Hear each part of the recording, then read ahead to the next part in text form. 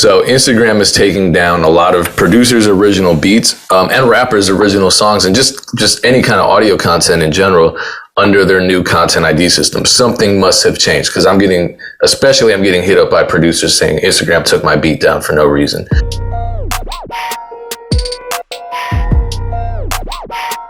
Good morning. It is the Music Entrepreneur Club. My name is DJ Payne One.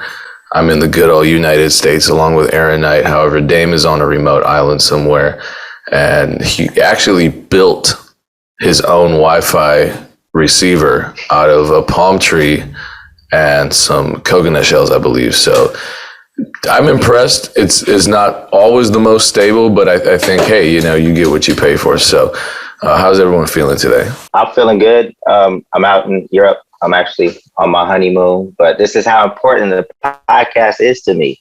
So I got to tap in with my fam. Erinn, how you feeling? Wow, that's dedication. I love it. What time is it even there? I'm 8 hours ahead of the West Coast, so I'm 5 hours ahead of you. Oh, okay. So it's daytime. Okay. I didn't know if it was like some super late night. I'm doing great. This week is Stellar Award weekend. It's the first like major award show we've been nominated for. So that's tight. I have one group that's nominated and then another artist we just found out is performing at the award show. They had her fill in for somebody who fell out. So I'm excited. It's going to be a really good week. Lots of new meetups and stuff like that. Lots of events. And then I'm going to DC on Sunday because we'll be vending at this really dope event in DC, Build Your Own Dreams Will. So I'm having a really good week and lots ahead. Can you educate people on what the Stellar Awards is? For sure. So Stellar Awards are like the gospel Grammys. It's the biggest award show of gospel music. I don't rep any gospel artists, which is really tight. They just started trying to include Christian hip hop recently, like a few years ago. And so this year we have the only completely independent group that's ever been nominated for the Stellar Awards. So that's for me is a super big win because we charted on Billboard with this project. We did a lot of stuff with it. And now the Gospel Association is really showing us love. And then, and then we have one artist performing. So gospel awards, lots of fun. We got to be a little bit more conservative. I can't curse this weekend, but I'm excited to meet all the people that will be around. Congrats. Congratulations. Right, let's jump into it. So I wanted to kick things off. I had a topic. I made a post the other day about TikTok, and I posted it on the MEC page. And the post said, it's actually a tweet that I screenshot. I said, I know TikTok has moved the needle for a lot of artists, but it's always weird that so many artists can't transfer that audience to any other platform. How do you have 175,000 on TikTok, but only 5,000 on Instagram? Have you guys seen the same thing? Obviously, now that I'm looking for artists to work with for the new BeatStars record label, I've been looking at a lot of artist profiles, talking to a lot of artists. And I saw this even before I was looking at artists for the label, but I noticed that a lot of people that have a lot of followers on TikTok don't really have that much traction on any other platform. Have you guys seen this as well? Well, I've been seeing this with other platforms. I think the craziest discrepancy has always been social media to music consumption. What is this? Sorry, this cat is unplugging USBs and replugging them in. So I'm getting all types of stuff coming up on the screen. I need to just wrap up all my cables. She learned how to turn the computer off yesterday while I was in the middle of a mix. So got to figure something out. I don't want to go the spray bottle route. But anyway, traditionally I would often see, this is damn near just the norm, where you'll see somebody with an insane amount of Instagram followers, for example, 500,000 Instagram followers, and then they drop their new single, 100 plays on Spotify, 300 views on YouTube. Because so I think that's a slightly separate conversation, right? Because people that have most often people that have that huge following on Instagram and it doesn't translate to their music, they probably didn't build their following with their music, right? They built it on Instagram. I think the conversation about music to social media is a slightly different conversation. Well, I'm curious as to why, because I look at TikTok as just the new social media, and especially with music creators on TikTok, a lot of their content isn't musical, or if it is musical, it's musical in the way that TikTok's format allows it to be, which I think is highly specific. You're basically memeing your music, and sometimes that can go well, but for the most part, it can't for the average unknown artist, simply because the focus of the entire TikTok success is a short snippet of a track, which may be the best part, and then it's the actions around the music. The music isn't necessarily at the forefront. It's either as a backdrop or it's sharing the spotlight with whichever antics are being showcased. And so the other thing about TikTok too is it's not great it's probably one of the worst social media platforms for external linking. So people aren't necessarily going to do the work if there's not just an easy way to link the music. So I think some people would disagree. I think that cause it was interesting because the comments are all over the place. There are some people that were saying TikTok is a great place to build community. There were some people that were saying TikTok is a terrible place to grow community. There were some people saying that they would have a lot of success, like external linking, but maybe external linking to Spotify has been more successful, and external linking to YouTube has been more successful than anywhere else. It seems like that there's a reason for that, because obviously TikTok success has driven a lot of plays, a lot of music demand. So there has to be some correlation with the success that artists are having from TikTok to Spotify. It doesn't seem like there's much success driving TikTok to Instagram, and maybe TikTok stopping that in some way. Maybe artists aren't focusing on diversifying their audiences. What I also put in the post is that I need artists to know that it's very important to diversify your audience. It's very risky to have your entire audience on one platform, right? And even more importantly than that, it's important to collect data of your fans. So you want to get phone numbers, emails, to have that direct communication. So you own that communication, because obviously you don't own the communication on TikTok or on Instagram. So I think more artists need to be focused on diversifying their audience. So if they're having success on TikTok and they're like, shit, I'm having success on TikTok, let me just go all in here. I want to remind them that it's important to shift some of that energy to the other platforms as well. And I know that a lot of people said, well, TikTok is only young people, or TikTok is only this. It's like TikTok has grown to a point where it's everybody. So with Big Ja, so I manage a comedian named Big Ja, for people that don't know that already. And he didn't have much of a TikTok presence. He's an older comedian. I would say our core demo is like 30 to 40. But he does have some younger fans and some older fans. But I would say 30 to 40. So we thought, come to find out, what we did was just post a lot of shorter clips of his existing content and just did that repeatedly. And now he has more followers on TikTok than he does on Instagram. I think it's 700,000 to like 650,000 on Instagram. So his demographic is there. And then every artist is different, but TikTok is big enough now so that if you are a creator, you should have some fans on TikTok as well. You can't just be like, well, that's not where my fans are. I would challenge anybody that said that. Yeah. Go ahead, Erinn. I have some thoughts about this though. I think that because TikTok is new, so the way that Instagram worked, a lot of people have discovered artists that they loved on Spotify or whatever, and then went to find them on Instagram. Whereas with TikTok, a lot of people are just discovering them there. If Instagram was a place for musical discovery, I think that the buck probably would stop there a lot of times. Do you know what I'm saying? I think the musical discovery happened and then people will go look at Instagram, which is why sometimes you'll see people with, like, something that I see that's a lot super common, especially with my artists, is we'll have 500,000 monthly listeners and be sitting around 75 to 100K on Instagram. To me, that's a healthy balance, right? It's like you have people really listening to your music, and then some of those people are coming over to social media, but it's spread across Facebook, Instagram, TikTok, whatever. I think because people started looking for, because Instagram has been around so long and so many creators have been on that platform, I think that the stream flowed in a different direction. I think if even now with the way that Instagram is, if most of our fans came from Instagram, like I have an artist who has 21K on Instagram and he's sitting at 260,000 monthly listeners. Do you know what I'm saying?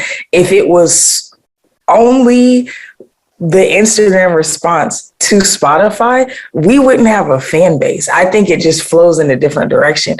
Whereas TikTok, he's only got, I think, like 4,000 or 5,000 on TikTok, but he posted a video about T-Pain really loving his music, and then Adam 22, and then Billie Eilish. So even just those handful of people, we saw a surge the next few days after all those posts that went up on our on our Spotify, but it didn't translate to Instagram or anything because it's still only 5,000 people. So I think the flow of discovery flows in a different way because TikTok is the newer social site, but also TikTok, where I feel like most social media is doing this, TikTok is it's a personality piece. If you're not showing a piece of your personality, I don't think people want it, which is why you're saying that Big Jaw's shorter clips work. That makes sense because people aren't willing to sit and watch this whole story. They're like, what can he give me right now that I really like? Like I'm recent and new to TikTok, and I started just dropping tour stories, stuff about my mental health. I'm not posting anything really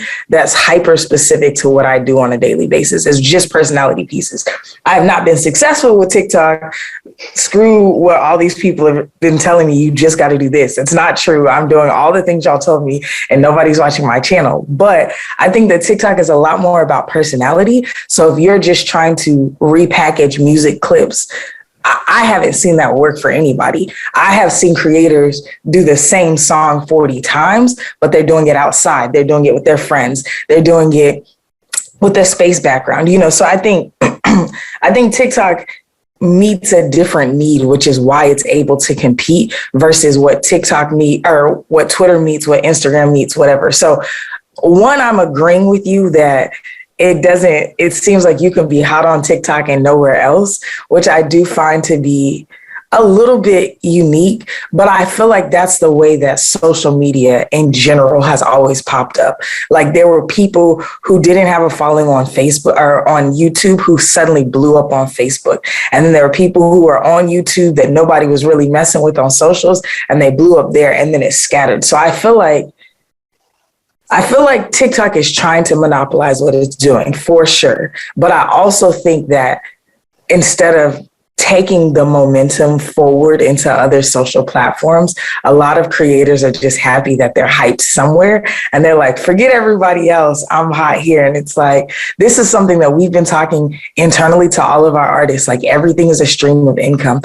We've been talking about stewardship, like really well. You can't expect to grow if you're not taking care of something that's already doing well. And it may not be well according to your standards, but if 1,000 people have come to watch you on TikTok every week, if you're used to those 50,000 people on Instagram, get over yourself. That's still 1,000 people that are coming to watch you every single week. If you steward that well, it'll be 50,000 next week or a month from now or a year from now on TikTok. But if you keep just abandoning that, you're abandoning potential fans who could change your life. So that's my 2 cents on it. Here's the other thing too. Now is a great time to use. So this is my opinion on TikTok. It's still the most democratic social media platform in terms of the algorithm. I will post content there, and within an hour, I've gotten more views than, and I have very few TikTok followers. I have creeping towards 10,000 compared to Instagram, where I have 60 some odd thousand. Or YouTube, where I have damn near 125,000.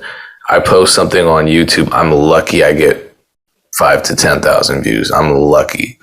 Whereas on TikTok, I can get 50,000 views pretty easily if the content is good.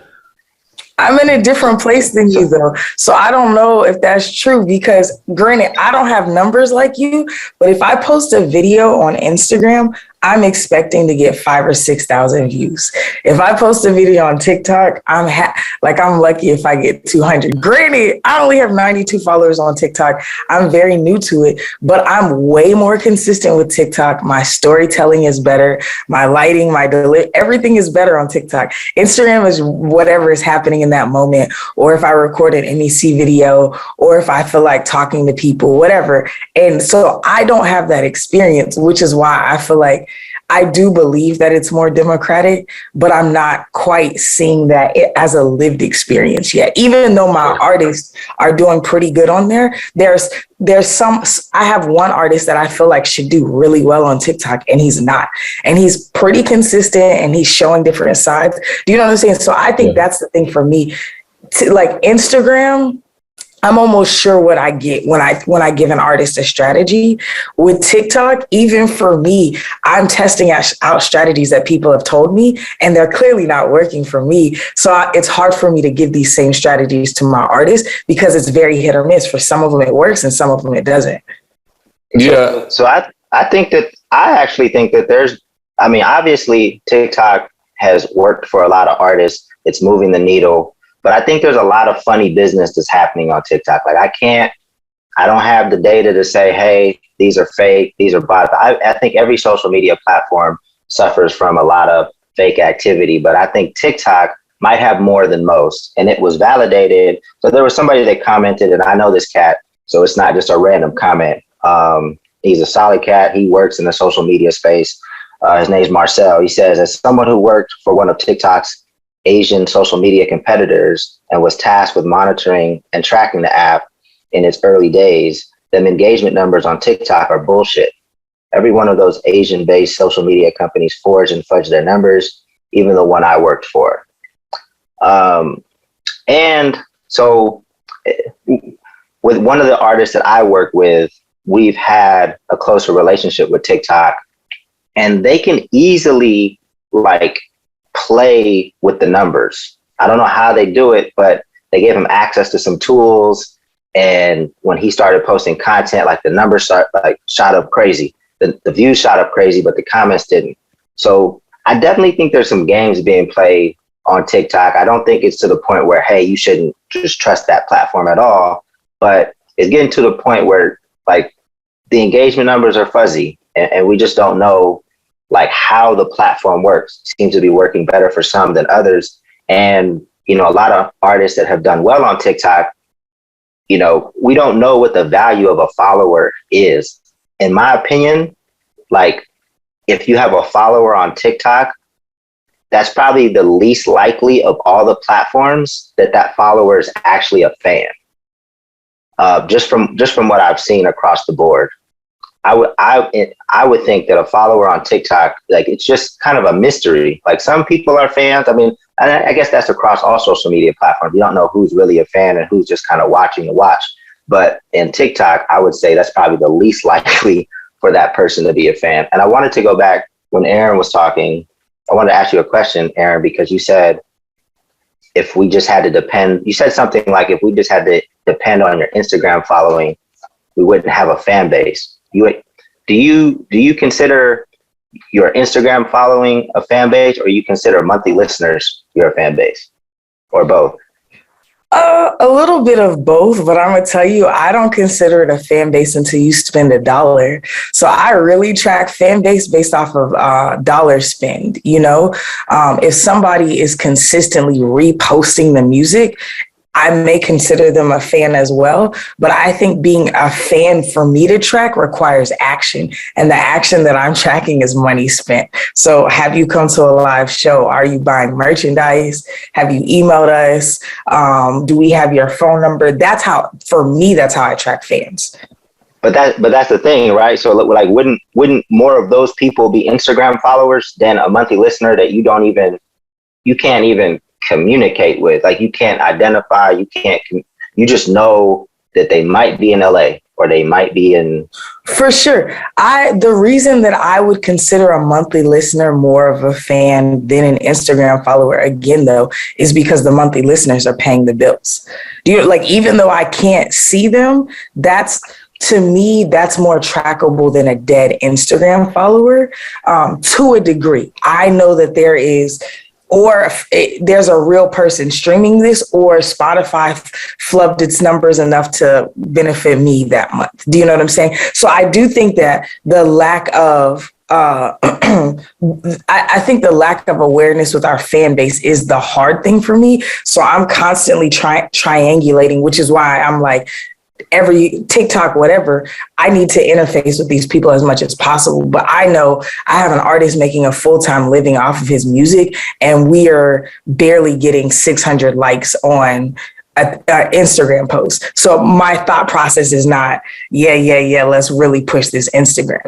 We're moving more to Twitch, because with him, Twitch means that I can talk to his fans a lot more. And then on his Discord, do you know what I'm saying? So I get what you're getting at, but it's hard for me to define a fan on Instagram as a fan, especially because they may catch every sixth post. Right. So I would disagree. I would say that an Instagram follower is more of a fan than a monthly listener, because there's monthly listeners that may not even know your artist's name.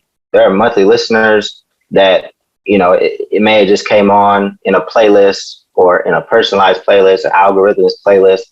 And I think oftentimes when we're listening to Spotify, there's been so many times where I'll just have a playlist going and I would think I'm listening to the same artist. And then eventually I look down and it's like, damn, that's a different artist. And I had listened to 3 tracks. I thought I was still listening to whoever, Ace Hood, whoever. And it just kind of switched on me because it sounded so similar.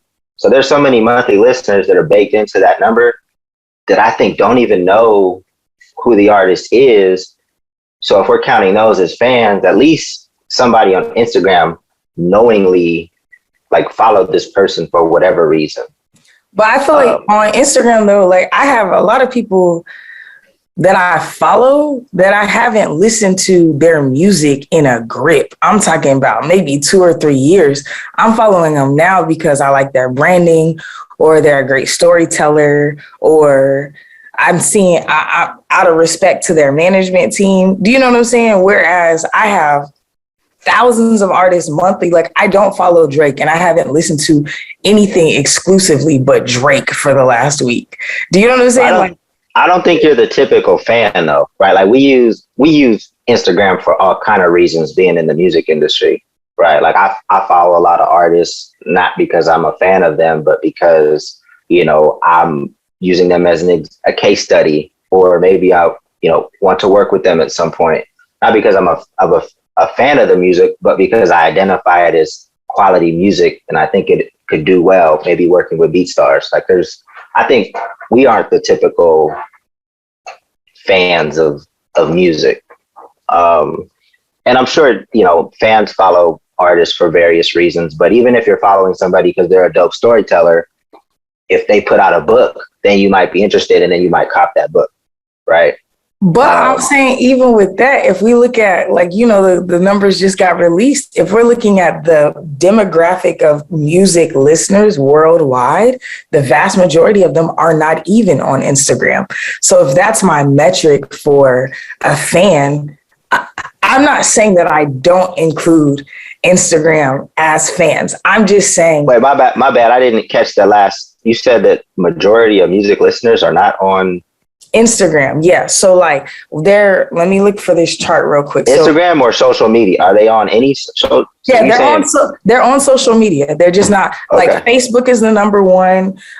TikTok is next, and then Instagram is after that. But for new music discovery, Facebook is number one, and Twitch is number 2. Twitch is the fastest growing, though, right? So these are the numbers that just came down this week. That I need to find the chart, but my team was analyzing this stuff on Monday. So I'm just saying, I'm not saying these things are not mutually exclusive. They can coexist. I'm just saying, yes, an Instagram fan can be a fan, but I'm not saying that an Instagram fan is more of a fan than a Spotify monthly listener, because I don't have enough data to say that, and unfortunately. But again, if my metric is, does this person make us money, or are they in our funnel to make money? A monthly listener is closer to our funnel to make money than an Instagram follower, in my opinion. Even because how are they in your funnel if you don't know, if you can't email them, you can't, like, where in the funnel are they? They're not even, like, how do you communicate with them to like, say your artist goes on tour, how do you get to a monthly listener to let them know that you're going on tour? So, Spotify lets you notify the people who listen to you the most. And I've seen that be super effective, especially even Pandora drops. I have people who, like, one of my artists, Wande, when she went on tour, she did Pandora drops. And we had so many people suddenly then follow us on social media, like, oh, I never thought about following you. Do you know what I'm saying? So, like, I get what you're saying, and I agree. There's so much ambiguity, but I also feel like, I don't know. I just feel like social media, especially with the way that they suppress the algorithm, I think that you're just as rogue in the funnel. There's just as much of a possibility. I go through people that I follow all the time to see who I haven't interacted with. There's some posts that I haven't some people I haven't interacted with over a year. And I know it's like that for my artists too, which is why we do the mailing list, all that. So I don't have an answer for this. I'm just saying, I'm not putting more weight on Instagram than I am on Spotify, because my metric is this person making money for us or getting close to it? And I know I can't identify them, but I feel like it's almost the exact same on Spotify or Instagram. I can't really identify who they are. So would you, like, if you were going on tour, do you think more people would show up because they learned about the tour somehow? And I don't even know, how do you contact people on Spotify? How do you alert people on Spotify? Like, what is the alert? I need to know this. There's an email blast that you can send out. But first, Bands in Town, it will put you upload it to Bands in Town, and it puts your whole tour schedule on your Spotify, which a lot of artists don't know that they can do, but you just need to register for Bands in Town.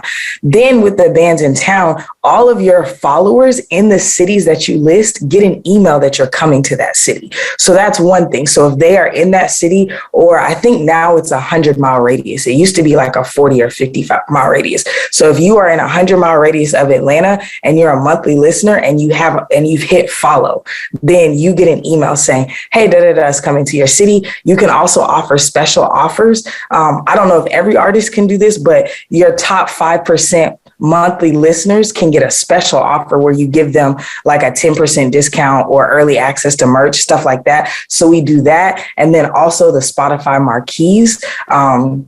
You can do a marquee for a drop as well. And then you can do Spotify ads, which people don't really take advantage of. The Spotify ads are similar to the free Pandora drops, where you can now do a vocal ad on your page for when people who listen to your page casually come across it. You can be like, hey, I'm going to be in Houston, Dallas, and Austin next week. Make sure you get your tickets, da, da, da, da. So that is one way that we take advantage of advertising a lot. And we tend to see like 15 to 20% of our ticket sales come just from that. So I know it's effective and I know it works.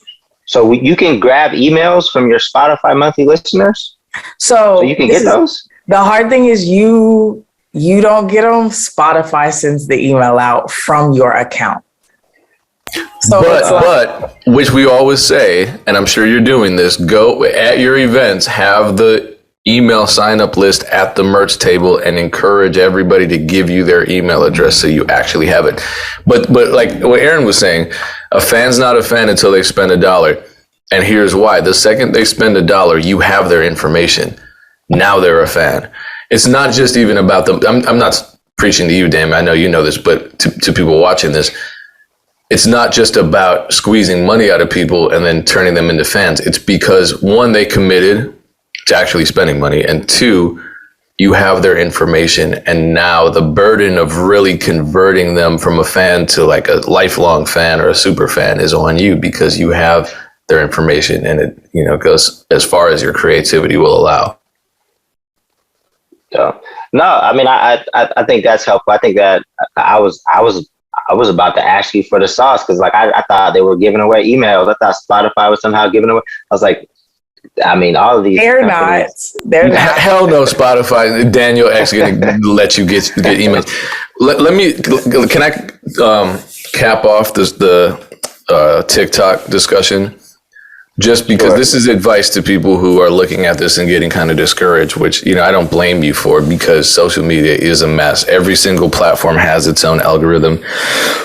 The beautiful thing that I like about Spotify is that it completely changed the social media market. So you look at every other platform, with the exception of Twitter, I would say, even though you can post video to Twitter, but every other major social media platform is trying to compete with Spotify. Instagram has Reels, YouTube has Shorts. They're all trying to compete with Spotify. So it's kind of like the race to the lowest attention span, which is another conversation. Purely speaking on the subject of social media success, what I like about TikTok is that the algorithm is way more forgiving than Instagram. So if you post content on Instagram that doesn't do well, you're kind of screwed in terms of the algorithm, more so than you are on TikTok. TikTok is encouraging you to post volume. And what that means to me is I use TikTok as kind of the testing grounds. So if something does well on TikTok, I can post that same piece of content to all the other social media, and it's easy. So I post my TikTok video to Instagram Reels, I post it to Twitter, I post it to Facebook, I post it to YouTube Shorts, and suddenly that one piece of content has carried me across virtually every other platform. So it's kind of helped eliminate, or at least ease the workload.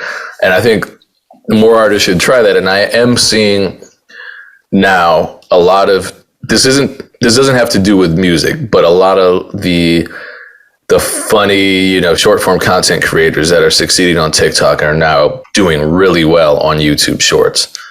And now YouTube Shorts has a recommendation algorithm. So granted, it's way less democratic than TikTok, because the feed is shorter and YouTube is super capitalist. I mean, they want to squeeze all the money out of you. So they're going to promote the people that are making them the most money, which I want to talk about in a second because I want to touch on the Lofigirl situation. But at very least, if nothing else, if you're frustrated, at very least, that one piece of content that goes on TikTok isn't so much of a waste if it doesn't do well, because you can spread it across the other platforms at very least. But I would encourage you, if you are sharing content across the platforms, that you take the TikTok watermark out or the Instagram watermark out if you're sharing it, because they scan for that and they definitely will suppress content that has another company's watermark. Except I did that on Instagram a bunch of times, and those reels actually did well. But it scared me. I was like, "Am I going to get hit with it?" I mean, they do suppress it. TikTok, I mean, I encourage people to be on it, but I have a lot of issues with TikTok. I have a lot of issues with how they support or don't support Black creators. It sucks to see like Black creators start trends and do things and then not get as many opportunities. And some of that's on the platforms and a lot of it's on the brands as well. A lot of our content gets struck. We get copyright and not copyright. We get community. What is it? A lot of time we post content and it'll get muted because whatever. I think he cussed one or two times, but then I go on TikTok and there's cussing all over the place. There's cussing in the songs that you're allowed to put in the videos.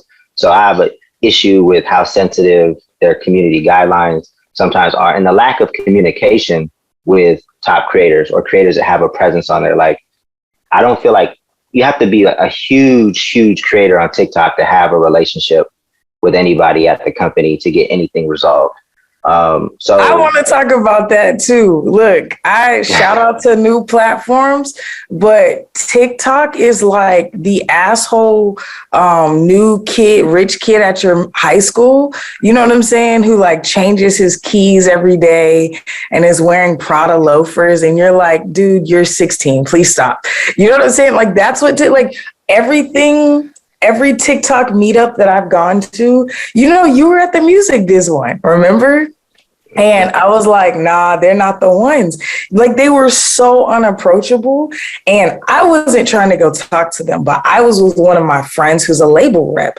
She has some creators that are going crazy on the platform, but they were like, oh yeah, just reach out to this email. And she's like, yeah, we already talked to our community manager. We're looking for somebody who wants to do more in-depth development with us.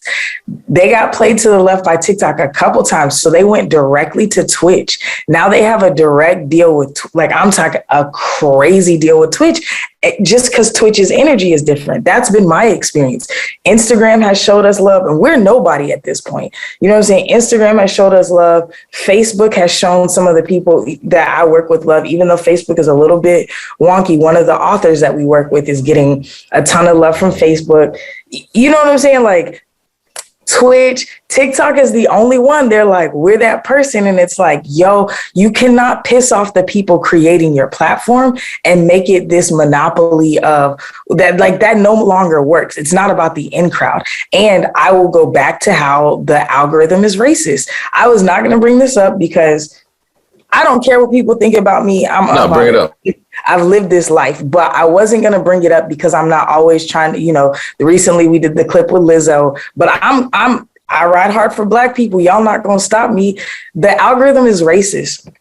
When I have white clients post videos or Black clients post videos with white clients' faces in their videos, always they go up.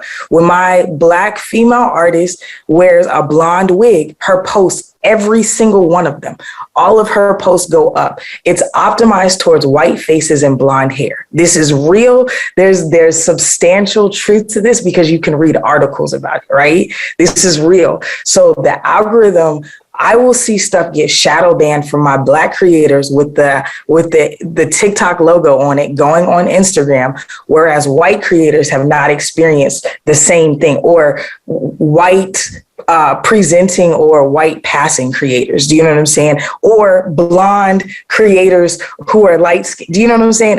This is real. There's a real issue. And then when it's brought up, it turns into this, no, this is real. Same with the number one guy who is on TikTok right now. I'm not going to mention all the other names, but he's got astronomically more streams and followers right now and is like the 8th highest paid creator on the platform, which again, look at everybody who's getting paid more than him. So there's real issues with this platform. I think all of the platforms are flubbing their numbers. I remember when Instagram had that big situation with Selena Gomez, Justin Bieber, Kylie Jenner, where they had to like remove all of their fake followers, but Instagram was giving them the fake followers just to boost the platform. So I'm not saying it's only TikTok who's flubbing. I've seen Instagram and Facebook do the same thing. They put you in a creator program and suddenly you've got all the views and the likes. So these big platforms are also gaming the system, but I think that TikTok has a lot less clarity around what they're doing.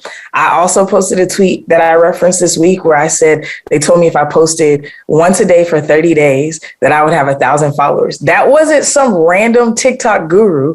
That was me sitting down with the TikTok community manager with one of my artists. She told him the same thing. And then she was like, yeah, I just got on there to do it just to prove that it was done.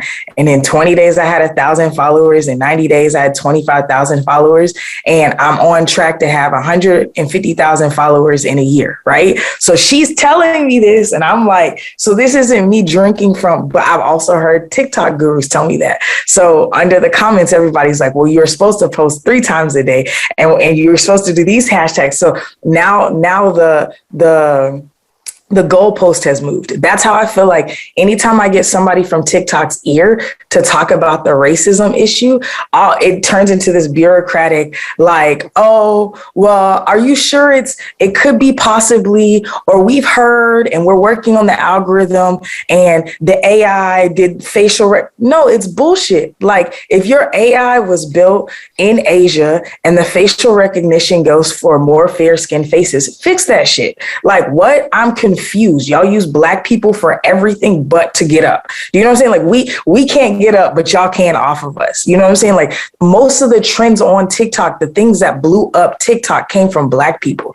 Y'all need to fix this shit. I'm sick of it. I'm sick of giving. And that's the thing. We're stuck. If I tell my artists to get off the platform, we're limiting our reach, right? But if I say something, then people are like, yo, you're always just do the work and no, I'm going to say something and I'm still going to show up and be on the platform. But the shit, I'm sick of it. I'm sick of TikTok. I'm sick of even Instagram. Instagram has gotten better, but Instagram, we had the same issues where if we had a white woman in the video would do better than the Black men that I represent, or even the Black woman that I represent. I've seen it. Instagram has gotten better because Black creators are doing its thing on there and they're really optimizing. They have We the Culture. I've been to some of their events. I see it, but I'm tired of getting, a sample after the whole meal has been created by us. You know what I'm saying? It's fucking America on the internet right now. And I'm sick of this shit. Right. And this isn't even an American platform. And it's been going on since the Renegade dance that was incorrectly attributed to a white creator rather than homegirl down the street. She from down the street, I'm sick of this shit. Am I saying her name right? Jalea? I don't know. Everybody. Maybe it's Jalea. They were calling her Lil J. So I don't even know. Lil J. But it happened again this month, I think, with an African creator named Nico. Did you hear about that with the Taraji P. Henson? I would have never known about it if Taraji hadn't done what she did. So anyway, look it up. I'm not going to talk about that right now, but that was the biggest song on TikTok and Instagram. Right. I followed the chick. I was watching when she first put out that song, and then literally another creator who was not Black put it up. They took her song. Took it down. Let me not say her. The way down. They. She goes by they. My bad. They took their song down, and the whole thing. Yeah. Okay, well, please look that up, or maybe we can talk about it next time. Speaking of taking stuff down, though, this is less culturally important, but it plays into the whole social media copyright conversation that we've been having. A lot of people, Damon, Erinn, have you been getting requests for us to speak on the Instagram takedowns of music? I've been getting a million not a million, but hundreds every week. So Instagram is taking down a lot of producers' original beats and rappers' original songs and just any kind of audio content in general under their new content ID system. Something must have changed because I'm getting hit up by producers saying Instagram took my beat down for no reason. It's a bad time for creators. I'm getting so many comments about this problem. And no, it's not. Originally, I thought it was specifically for people who used loops because of the whole, content ID misidentification thing with royalty-free loops. But that's the crazy thing about it. I posted a video about this actually on TikTok, and the comments I'm getting are just ridiculous. People are sharing their stories of how Instagram is taking down original music. People who are streaming their creation process of music from scratch, they're getting flagged. So it's not even music that could be in a distributor's content ID system, which is nuts. So Mike Trampy, love Mike Trampy. He was kind of going hard on my Facebook post about it. He goes, so what are you going to do about it? And I'm not going to do shit because I don't have that kind of power. But what I would like to have done about it, one, I think there should be a class action suit because this is absolutely ridiculous. This violates copyright law. on a federal and an international level. But long-term solutions, instead of the content ID system, have something like a PRO. We don't have these kinds of issues with BMI and ASCAP systems. So why not something like one of those nonprofit PROs stepping in? This is $1 billion operation, content ID. So I'm sure they would be glad to do it. I don't think the social media platforms are going to relinquish it that easily. The other option, which they definitely aren't going to be about, but I think is a good option, even though Sound Exchange is problematic, Sound Exchange is a governmental organization. Why not have them step in? So at very least, it's not about profits for the companies, because clearly the companies don't care about creators, and that's why we're getting screwed left and right. We need something different, and we're not getting it. Looks like Dame's about to say something, but he froze. So I can just kind of dovetail into the next topic, which has to do with the Lofigirl takedown. And I didn't even know this was happening, and I forget who brought this up to me. Shout out to them. I get a lot of suggestions for stories on Instagram and other social media, but something similar happened on YouTube with probably the most famous lo-fi curation channel, and Lofigirl's entire stream, which has been going on for hours and hours and days, months, it got taken down by a single copyright strike.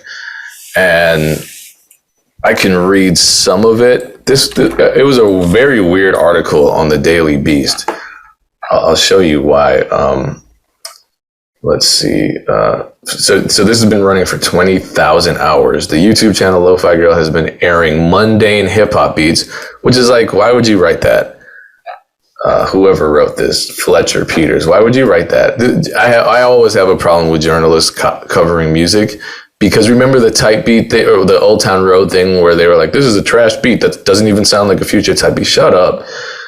So mundane, why are you writing about some shit that you think is trash? Fuck out of here. Stop injecting your personal opinion on the music that you're covering, unless you're doing a music review, which you're not. You're talking about copyright. So these music journalists, anyway, I know they're just trying to be edgy because it's the Daily Beast. So she has boosted 129 million views for that stream. In actuality, Lofigirl was forced to end her streams due to a copyright strike against the channel. And it was some copyright strike from Malaysia. And anyway, long story short, the channel's back up. And YouTube said, yes, it was a malicious and false copyright strike.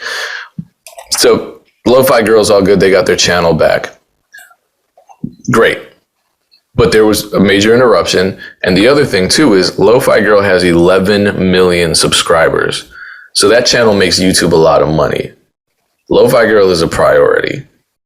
Does that matter? I think so. I don't have, proof from YouTube confirming that they're responsive to channels that have that much money generation power. But they are. But the other thing is too, even with a channel with 11 million subscribers, YouTube is still taking the shoot first, ask questions later approach to these copyright claims. And I get it. It's hard because there's so much music and there just can't be dedicated staff to investigating every single claim. But the current system is abusive. It facilitates so much abuse. From content ID to these copyright strikes. I mean, why? You're going to take down a channel with 11 million, which is, and this was what's crazy. This is the first time this person has gotten a copyright strike after streaming 20,000 hours worth of other people's music. And suddenly this one copyright strike from some weird, it says FMC Music, SDN, BHD, Malaysia. I don't know what the hell that even means. This one copyright strike takes it down, and YouTube just says, yeah, this is valid. Let's go forward. We'll apologize later if we need to, which is exactly what they did.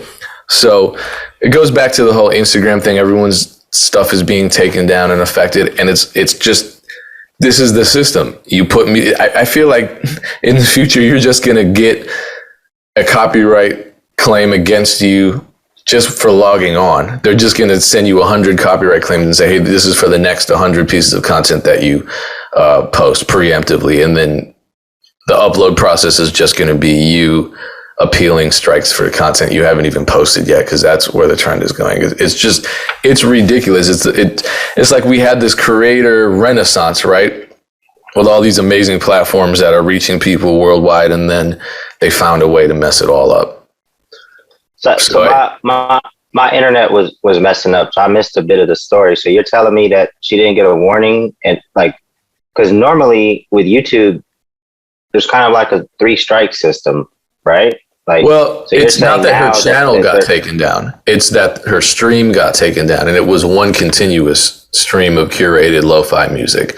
So what you can do with YouTube claims is, if I say I want to take down Dame's channel, right?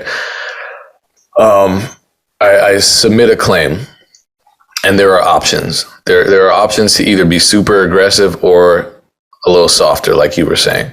I can say I'm going to give this person a 7-day period to rectify the issue, or I'm going to take their content down immediately. And they clearly opted for the latter because it was taken down. It appears to be, based on the screenshot, this appears to be the first ever copyright strike that Lofigirl has received, and I'm sure that copyright strike was erased. But yeah, it's that fragile. It's that fragile. And she was doing a live stream. Yeah, and it's a live stream that was, I guess, going on for 20,000 hours. I'll say that's like her channel thing. It streams. You could just log into the channel any time of day, and it's streaming lo-fi music to work to live to, whatever. So I agree, it's making a ton of money for YouTube, because the ads on that, people don't want to stop listening. And then it's weird because creators, like, that's the goal. If you make lo-fi music, you want to be in her stream. The chance of conversion is super low, but if 1 million people are listening to that stream and you only convert 1% of that, even if 100,000, I think it's worth it. So that's why I don't believe it's really a creator who had an issue, because it's not like she's monetizing the music forever. It's just on the stream once. If people respond to it, like if you listen to her stream, or I think it's a group of people, they just call it Lofigirl. But if you listen to the stream, it's some of the music, you may hear some of the same songs, but it's just like what's new and wavy and lo-fi. The tempos are perfect. Everything is amazing. So I feel like it's the most desirable place to be if you make lo-fi music. So I do not understand why anybody would sue her, especially out of Malaysia, considering the type of traction you'd be getting from an American audience and the conversion rate on the money. So that's why I think this whole thing is bullshit. I think there's foul play at hand for sure, I just think the full story is not there. And there is a 3-strike process for sure, because I've had issues. I've had a channel, I know of a channel that was recently taken down, and they had 3 strikes, and then they had the opportunity to prove that they weren't doing what they were doing. But the requirements are bullshit, and then they still got taken down. But I don't know. I think it's all a little bit weird. I've had YouTube issues recently with an artist of mine. His video kept getting flagged. I don't work with this artist anymore, but his video kept getting flagged for curse words. And we were like, how is NBA Youngboy the #1 artist on YouTube? And we got flagged for him saying shit twice. And it wasn't, you know what I'm saying? Like, I was super confused, and it's hip hop. Then we got flagged for him having a blunt in the video. So we had to edit the video 3 different times and re-upload, and then it still got a parental advisory on it.